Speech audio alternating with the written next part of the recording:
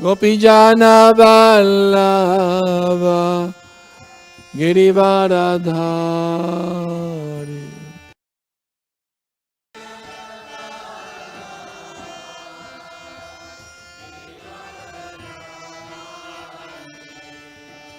Gopijana Vallabha Girivaradhari.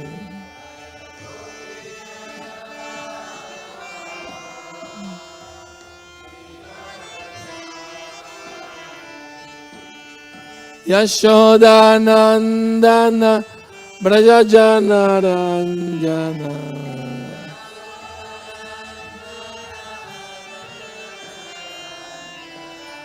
Yashodanandana Brajajana Ranjana.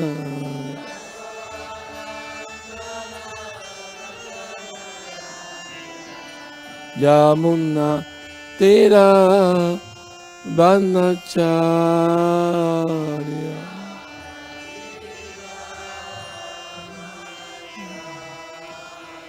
Yamuna Tira Vanacharya.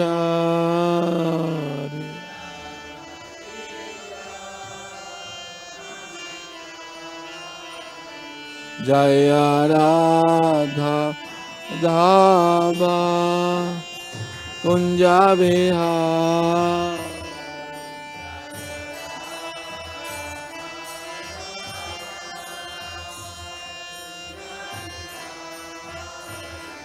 Jaya Radha Madhava Kunja Vihar.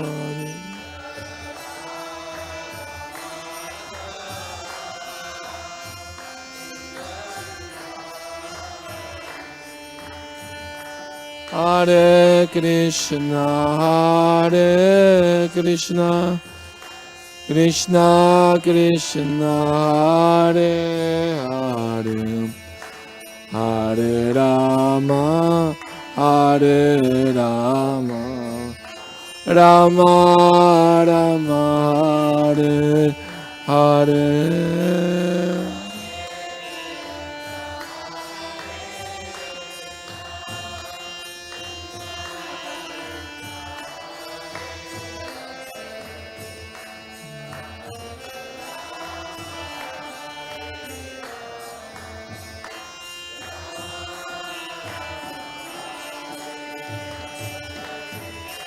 Hare Krishna, Hare Krishna, Krishna Krishna, Hare Hare, Hare Rama, Hare Rama, Rama Rama, Hare Hare.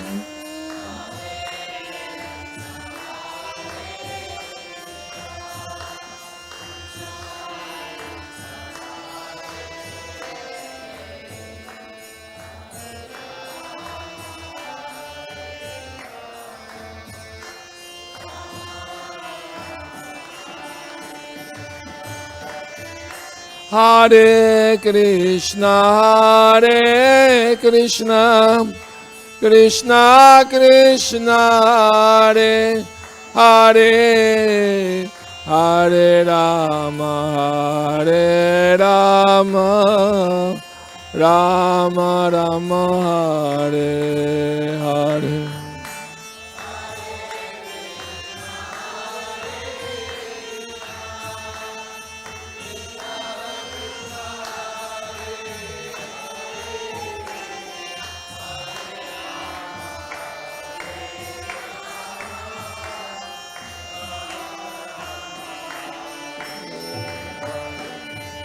Hare Krishna, Hare Krishna, Krishna Krishna, Hare Hare, Hare Rama, Hare Rama, Rama Rama, Hare Hare.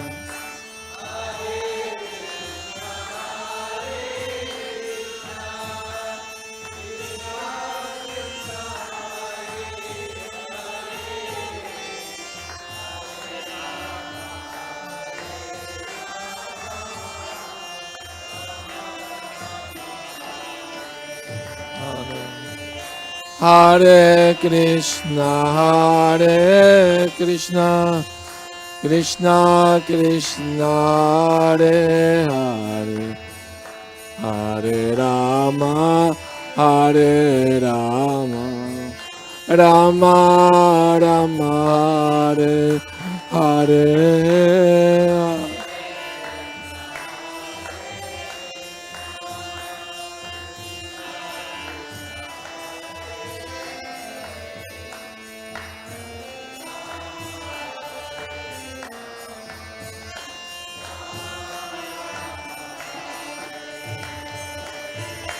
Hare Krishna, Hare Krishna, Krishna Krishna, Hare Hare, Hare Rama, Hare Rama, Rama Rama, Hare Hare.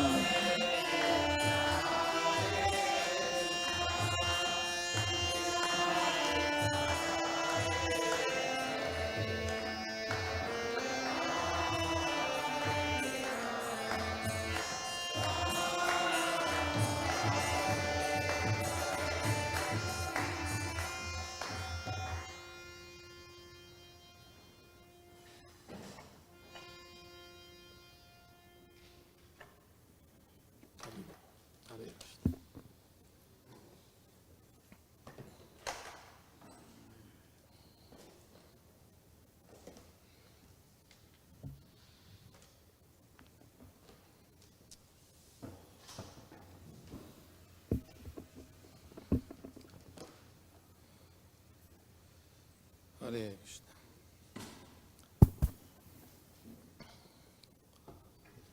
Okay. Thailand. Hare. Okay. Om Namo Bhagavate Vasudevaya. Om Namo Bhagavate Vasudevaya. Sudevaya. Om Namo Bhagavate Vasudevaya. Reading from Srimad Bhagavatam, 3rd Canto, Chapter 25, Text 7, The Glories of Devotional Service. Tammasi namakarmanam Tattvamargagra darshanam Swasutam devahutyaha Dhatu samsmarati vachaha. Please chant. Masina makaramana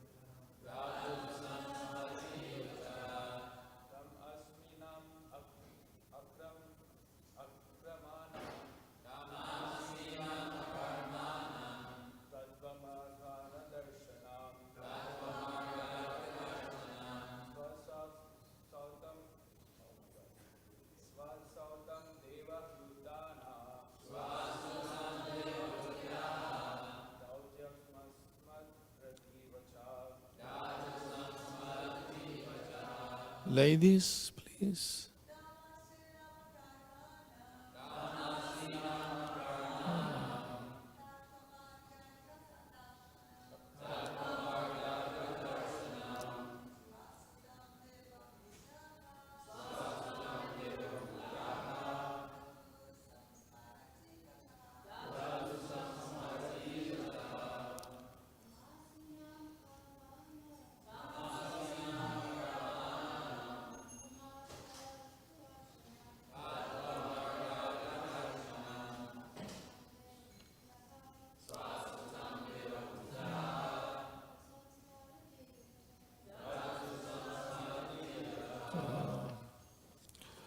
Tam, to him, Kapila, Asinam, seated, Akarmanam, at leisure, Tattva, of the absolute truth, Marga Agra, the ultimate goal, Darshanam, who could show, Swasutam, her son, Devahuti,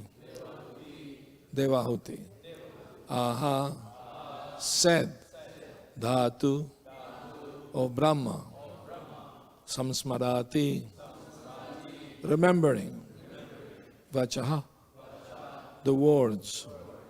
When Kapila, who could show her the ultimate goal of the absolute truth, was sitting leisurely before her, Devahuti remembered the words Brahma had spoken to her, and she therefore began to question Kapila as follows. No purport, text 7.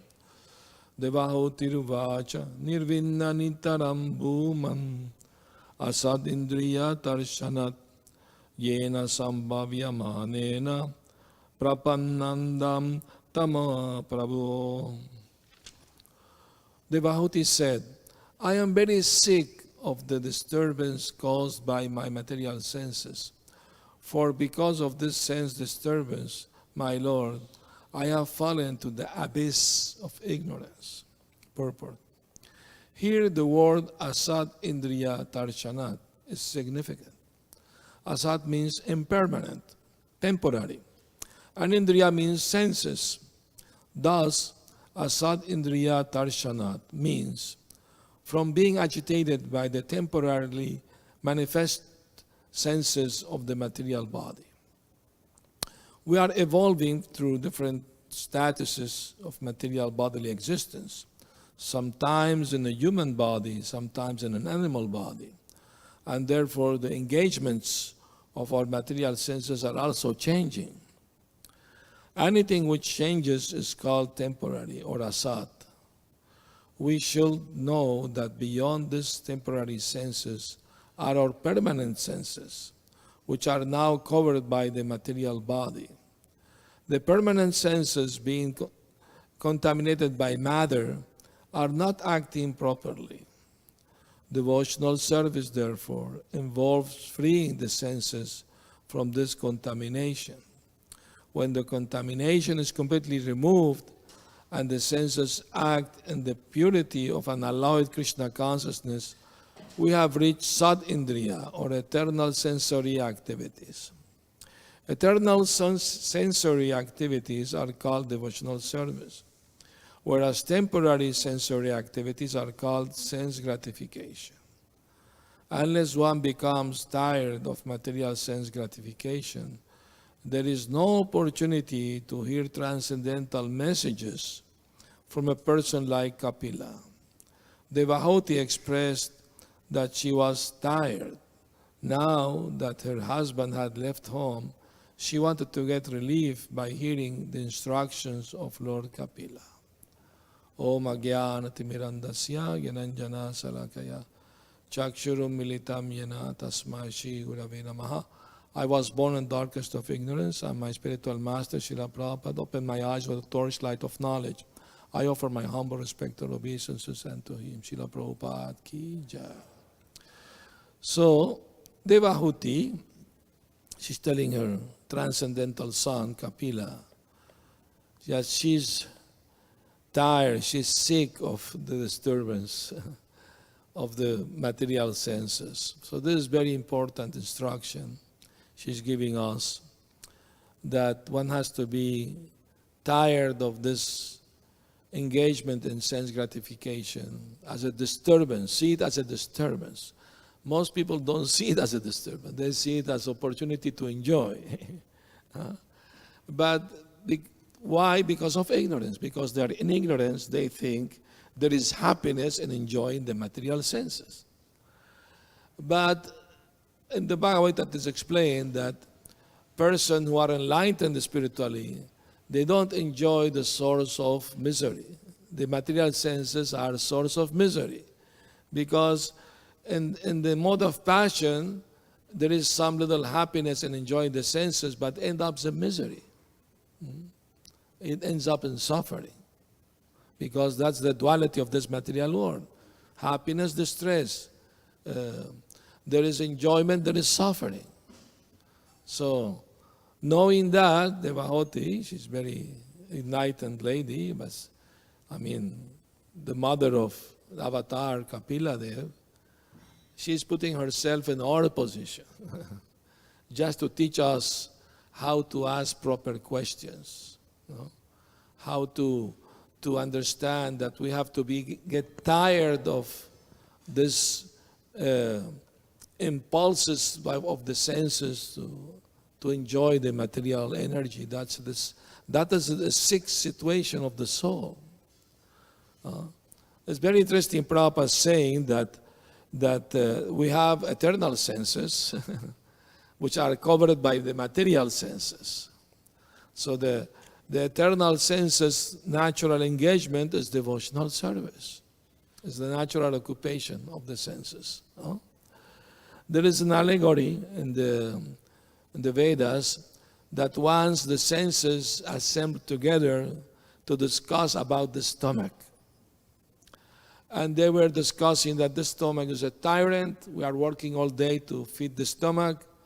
And he's exploiting us. We're going to go on a strike against the stomach. So that's what their decision. And after 3 days not feeding the stomach, they start feeling very much weak and discouraged and disturbed. So they have another meeting. They're discussing why we're feeling so weak and disturbed and weak like that. Oh, we don't know, but maybe because we stopped serving the stomach. Okay, let's make an experiment. Let's start serving the stomach again, see what happens. And as soon as they start feeding the stomach again, they regain their energy, their enthusiasm, everything. So they have a third meeting. No more strike against the stomach. It's not convenient.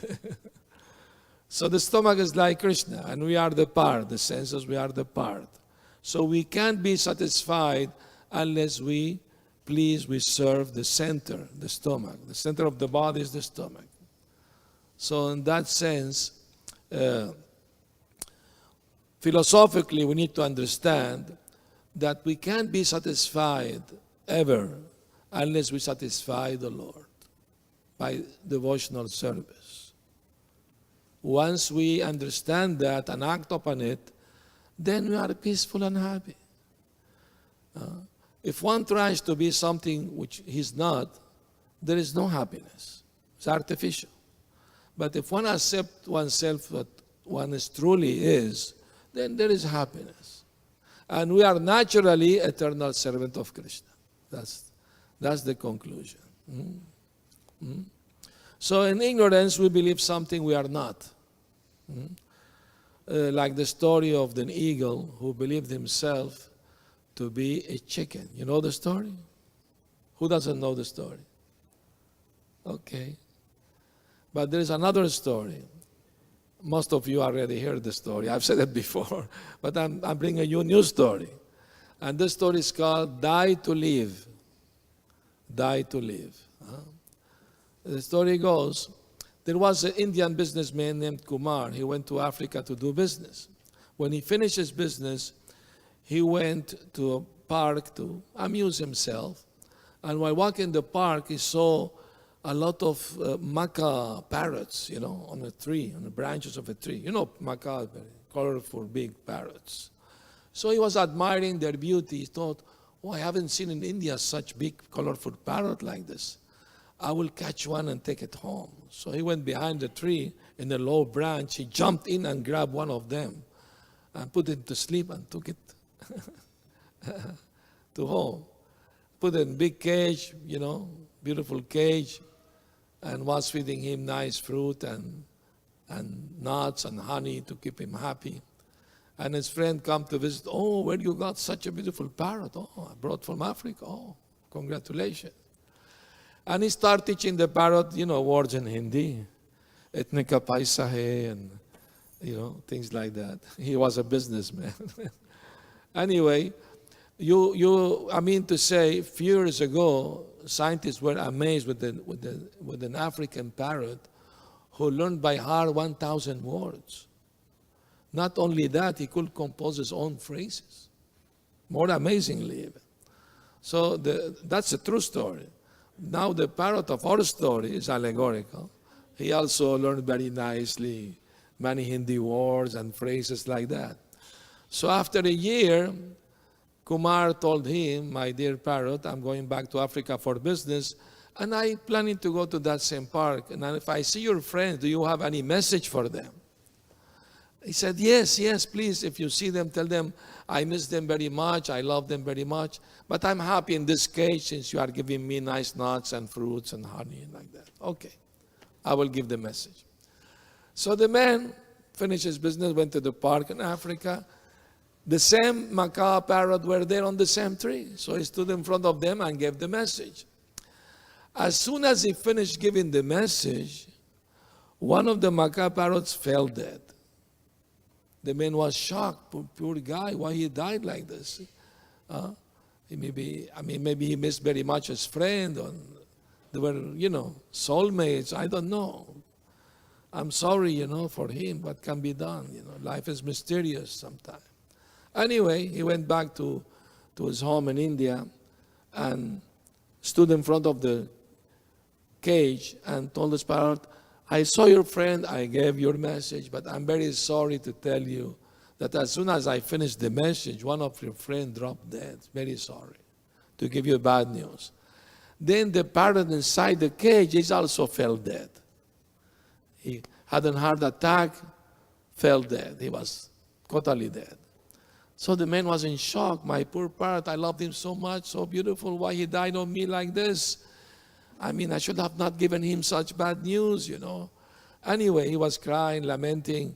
Finally, he calmed down. He opened the cage, took the dead body, went to his courtyard, and put the dead body on the grass and went to get some tools to make a grave for the parrot, But as soon as he walked a few steps, the parrot flew away. The man was surprised. You wasn't dead. You cheated me. Why you did this? The parrot said, I did it because my friend from Africa sent me a very important message. And what was the message he sent you? I had to die to live. I had to play the dead to live free, Play the dead. That means the other parrot didn't die either. He just play also the dead. So, and what that means, because parrot can be happy in a cage no matter how nice food may have. He needs to be free, to have friends, fly here, there, have nest, have partner, whatever. In the same way, the parrot is like the soul and the body is like the cage. We can't be happy just by sense gratification. We need eternal happiness in the service of the Lord, in the company of the Lord. That's the natural situation, condition of all souls in this material world. So die to live means die for Maya, live for Krishna. Die for ignorance, live for surrender, for loving surrender to Krishna. So when Maya comes to tempt us, we should do like the parrot, play the dead. Like that. So that's the story. Actually, recently I published a book, a small book, only 40 pages. The title is When Times Get Tough. The stories in this book and many other stories like that also. You can acquire it if you like. After the class outside, we can sign a few copies if you like. And also the book has anecdotes about Prabhupada in South America, poems also. I will read you one poem though, if you like. It's called Govardhan Parikrama. I travel with my heart to the refuge of your lotus feet. Clear thoughts flow through my mind while I circumambulate the holy mountain. Govardhan. Transcendental joy overcomes my senses. A wave of ecstasy engulfs my body.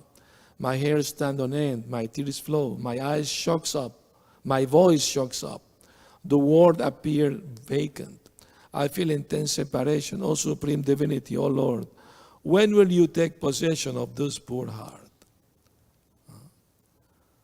And many other things. Anyway, so the agitation of the senses can be calmed down when we engage our senses. Rishikena Rishikesha Sevanam Bhaktir Uchyate. That's the definition of bhakti. That we engage the senses and the senses proprietor. He's the proprietor of the senses. They don't belong to us. We have them we are borrowing them. So the real owner should be served. Then peace and happiness can be achieved. Otherwise, not possible. So Devahuti asking her son to instruct her in the spiritual life, it shows us, even is her son,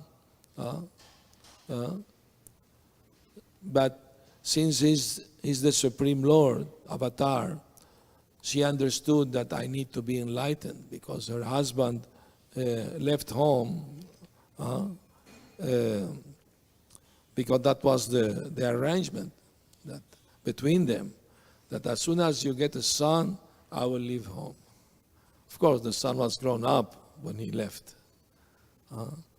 So that is teaching us how Vedic culture works, you know. Vedic culture, a very scientific way of living, that even kings will leave their throne, their palaces, go to the forest to get association of sages, get enlightenment, because they know that's the ultimate goal of human life, to achieve eternal happiness in the service of the Lord, of course. There is no other way to get that. So, unless one becomes tired of material sense gratification, there is no opportunity to hear transcendental messages from a person like Kapila. One has to be tired of this. I just remembered this filmmaker Woody Allen. He was interviewed once, and he was asked, I hear that you are very pessimistic. Is it true? He said, yes, I'm very pessimistic about life. Why? You are famous, you're rich, you have many admirers, everybody loves you. Why you're pessimistic? He said, well, since we are born, we have a death sentence on our head. And no matter how rich, beautiful, famous you may be, you can't take it out. So it's not enough reason to be pessimistic. You'll say, yes, of course, but Prabhupada said we have to be very optimistic about spiritual life. Very optimistic. Bright future waits us if we stick faithfully to the process of Krishna consciousness without deviation. Then we can achieve the highest goal. Prema Pumarto Maha, Chaitanya Mahaprabhu, that's the highest goal of human being, to achieve Krishna Prem, love for Krishna. Because Krishna can be conquered by even great austerities, penances, meditation, so many things. Only he can be conquered by pure love of his devotees. So that's the secret Mahaprabhu came to bring to everyone. And he thought that by chanting the holy name offenselessly, we can achieve that goal. And the most common offense we do in the chanting is to chant unattentively. And unless we try to improve that by constant time to make our chanting more concentrated, we can make more other offenses too. So it's very important to try to improve this concentration in the chanting. And Jiva Goswami recommended how to achieve it. He said, we should chant in the mood of a helpless child crying for his mother. When the child is hungry, he has to cry to attract the mother's attention to feed him. So unless he cries, she will not know that he is hungry. So in that same way, we shall feel helpless while chanting. Before start chanting, we can pray to the holy name to help us, chant better, concentrate better. Since holy name not different from Krishna, it's Krishna himself. So should try to be more attentive. Once a devotee couple asked me a question about this. She was complaining about the husband because the husband liked to put some devotional music while chanting japa, and she didn't agree with that. So he says, okay, it's spiritual music, what's the problem, So they came to me, asked me my opinion. And I told the husband, your wife is correct. Although this is devotional music, it is a spiritual distraction. You can't pay full attention to either one of them. You have to put attention only one thing. And I remember when I lived here in the temple in LA in the 90s, there was one devotee who came to me saying, oh, I perfected to read the Prabhupada's book while chanting japa. I can do both things at the same time. I said, you can do both things at the same time, but you can't concentrate in both at the same time.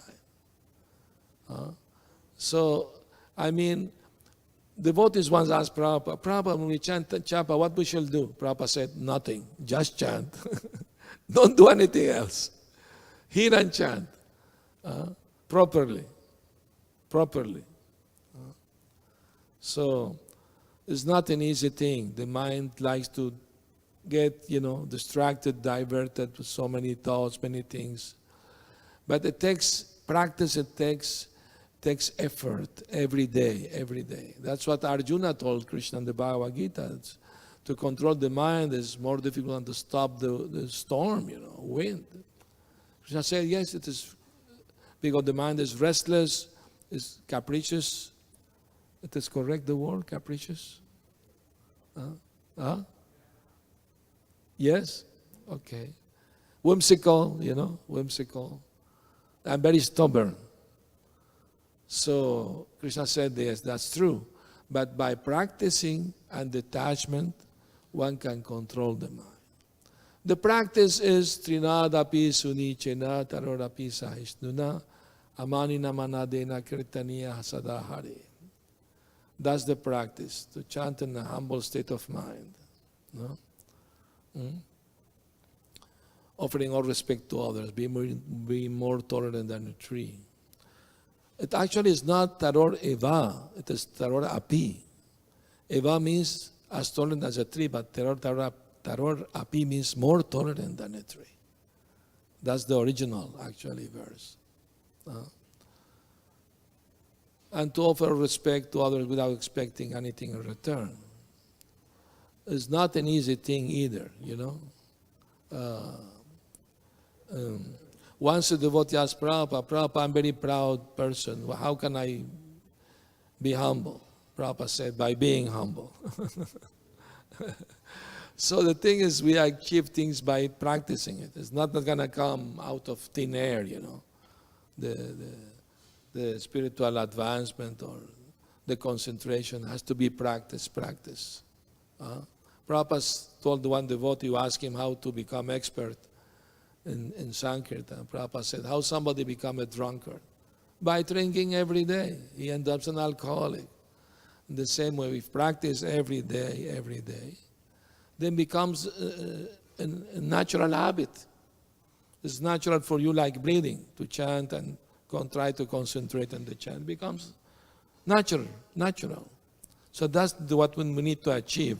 Becomes part of our daily life to chant better japa, more concentrated japa.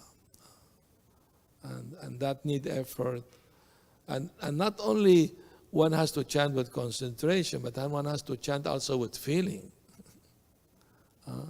It's not some mechanical process. With feeling helpless, feeling in need of Krishna's mercy. And Jiva Goswami also recommends that the chanting should be flowing non-stop. without interruption, like the river Ganges flow into the sea. That means no social japa. Haribol, Prabhu, how are you? Yes, Hare Krishna, Hare Krishna, Krishna Ram Ram. And did you go to, yeah, Haribol, Nitayur, Hare Krishna. Not that kind of social japa. It has to be uninterrupted. And if the mind gets diverted, then we can see the deities or pictures of Krishna to help us concentrate. That's what Jiva Goswami is advising to all of us.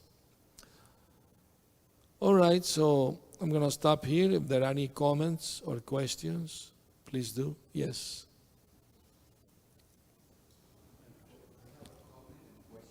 Please do.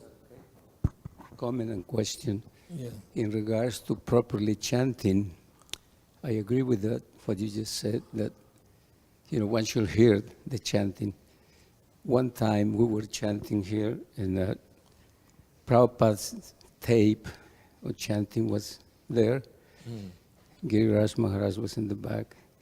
And then I was looking at one devotee who was chanting very loud. Yes. And he noticed that. So he came to me. He said that actually Prabhupada told one devotee that you should hear your own chanting, meaning that even his own tape. Yeah.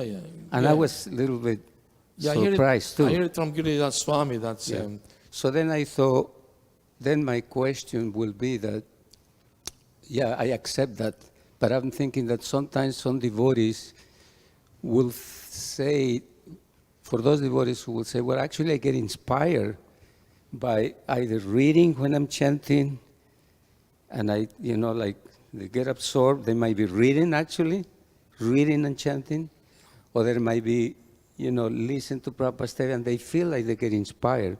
What would be the answer? That's my question.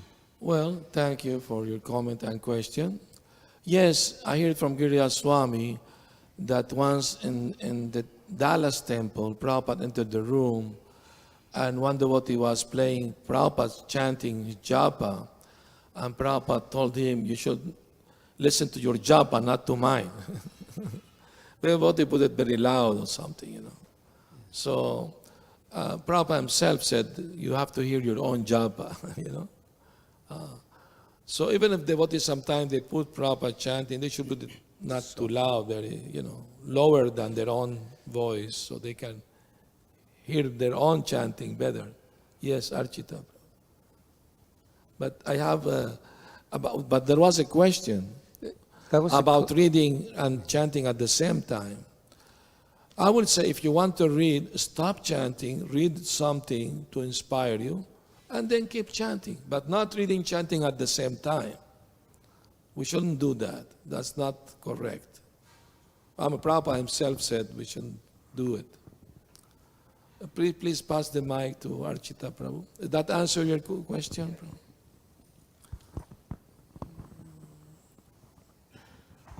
Hare Krishna Maharaj, thank you for very nice points this morning.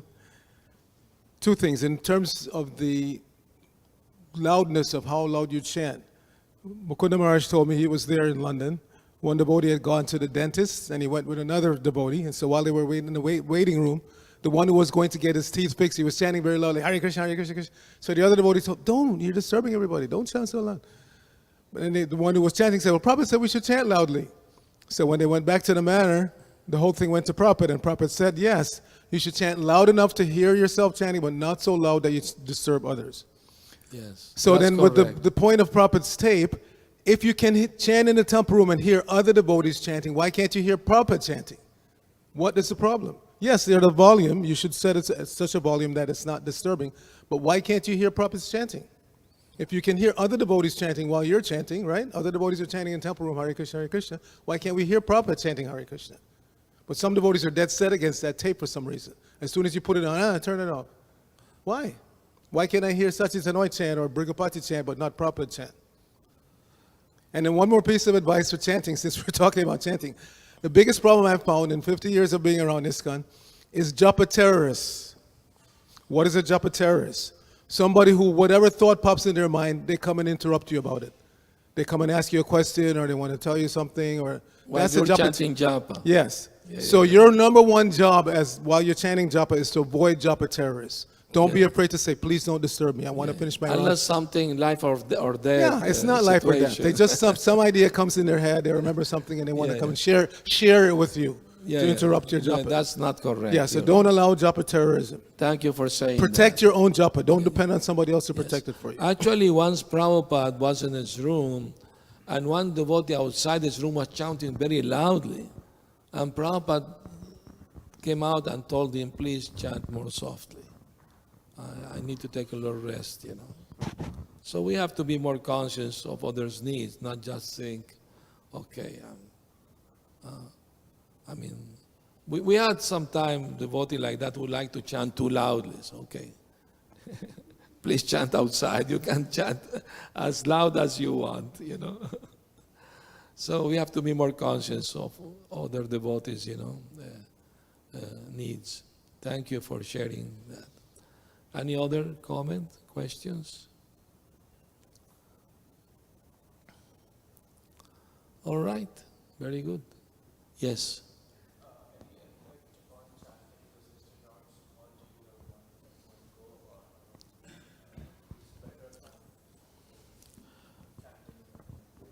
Okay, repeat your question, the mic, please, but put it close to you. Sure.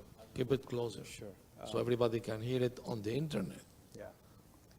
So as compared to the chanting 16 rounds at one go, would it have any better effect than chanting in having some small breaks? Depends. If you are chanting with concentration, of course, yes. But if you are chanting your rounds at different intervals, but you're still doing with concentration, it's better than chanting all at the same time with no concentration. So concentration is the key to success. Even if you chant all together or in different part of the day. Prabhupada himself said when he was a businessman, Grihasta, he would chant 4 rounds before breakfast, 4 rounds before lunch, because he had many things to do, businessman, you have to maintain the family. So in the afternoon we chant 4 more before, in the evening, the last 4. But of course, if Prabhupada said, if we can chant 16 rounds before Mangalarti, that's best. But I mean to say, sometimes devotees want to do that artificially, so they go to sleep at 7 p.m. and go to wake up at 1, to chant. I mean to say, Prabhupada said we should sleep 6 hours, regular hours, from 9 or 10, to 3 in the morning or something. Like more natural, Prabhupada wake up at 1 in the morning to translate his books, of course. He couldn't sleep more than 2 hours. He didn't need alarm clock to wake up. Yes, Swavas Prabhu.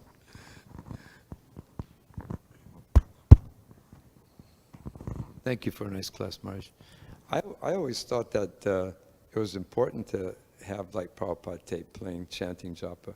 Because I find that, not very loud, softly. Because I always found that, while you're chanting your japa, your mind can take you immediately off into another world. Yes. And you could be thinking about all kinds of stuff. Yeah. And I find out that if I'm just chanting my japa and Prabhupada's there in the tape, it brings me back to chanting my rounds. Yeah, that's okay. If you do it, put it softly. It's softly. Okay. Nothing loud, but softly. But it kind of helped me in my chanting that Prabhupada would remind me, Hare Krishna, because the mind can take you off for a ride, and you can do a half a round and you forgot you were even chanting. That's true. I like when he say, sit properly. Yeah, exactly.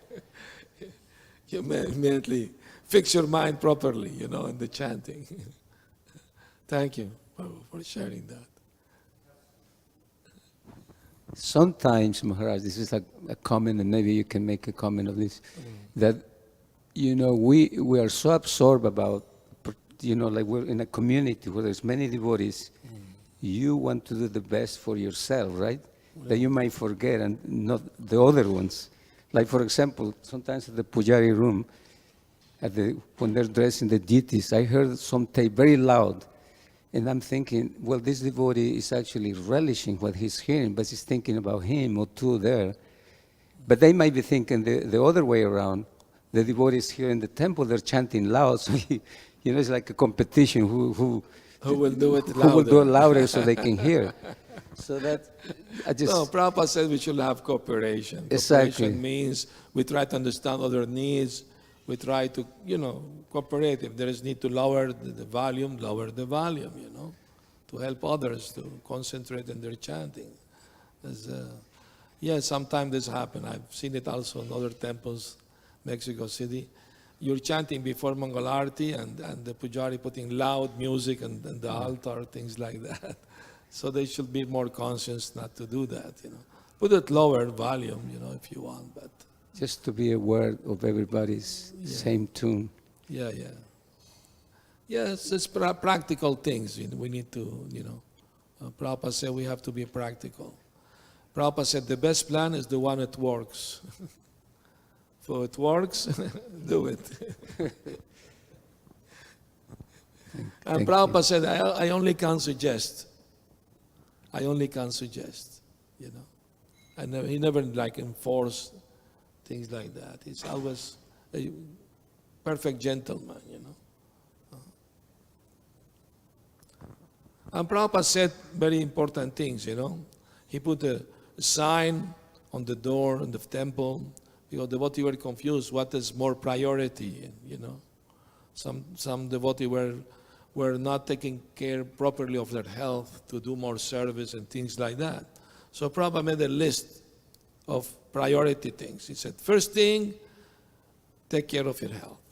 Second, chant your japa. Third, you do your prescribed service duties. And four, read the books. Read the books. So in that order of importance. First, take care of your health. Because if you don't have good health, you can't do much service.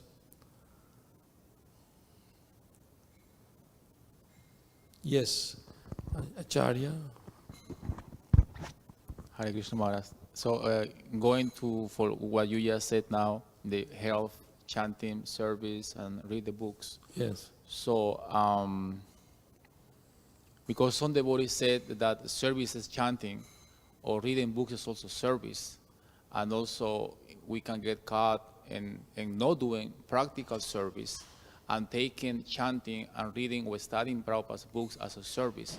So how to understand this? Of course, all of them are service, undoubtedly. But Prabhupada being practicing about your prescribed service. If you have a service, particular service to do, like going on book distribution or worshiping the deity or any other service, BBT service, anything, you have to do that.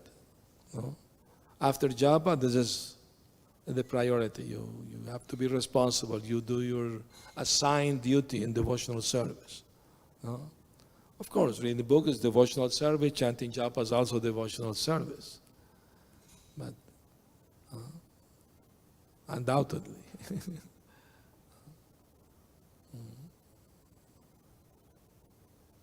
Actually, it's the most important service, chanting.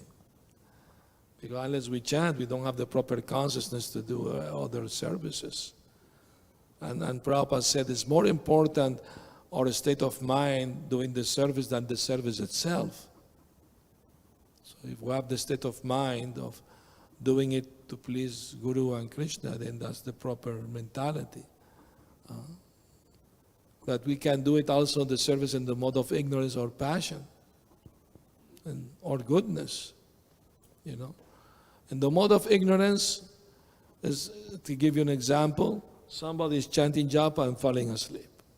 And when some other devotee come to wake him up, Prabhu, sorry, but he will become angry. Why? You are sleeping, not me. Leave me alone. and the mode of passion, they chant so fast, they mispronounce some of the words, or you don't chant the last Hare Hare or something. It's not a race. Once Prabhupada corrected the devotees, he was walking in Vrindavan with devotee, and they behind him chanting, Prabhupada turned to them, what is this Krish Krish Shram Nam Nam? What is this? Chant properly. Prabhupada chastised the devotee. So that's the mode of passion. We want to chant to finish. One devotee came to me, I'm chanting my one round in 5 minutes. He said, that is too fast, you know. It's not a race, you know. It's just try to concentrate. May take 8 minutes at least, 7, 8 minutes. Some devotee may take 9 or 10 minutes. But the important thing is not a race, is to chant with attention, to hear the words, all the 16 words without omitting a single word. I hear the devotee chanting, Hare Krishna, Hare Krishna, Hare Krishna, Hare Krishna, Krishna Ram. What is that? How many Hare did you miss? I mean, that's lack of concentration in the chanting.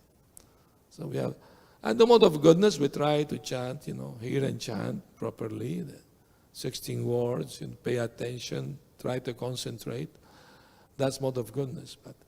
And then we come to the stage of chanting feelingly, feeling, you know, attachment to chanting, feeling helpless, feeling Krishna's need of protecting us. That's better. Because most devotees, we chant mechanically. That's the truth. Even after many years, we still chant because we have to chant.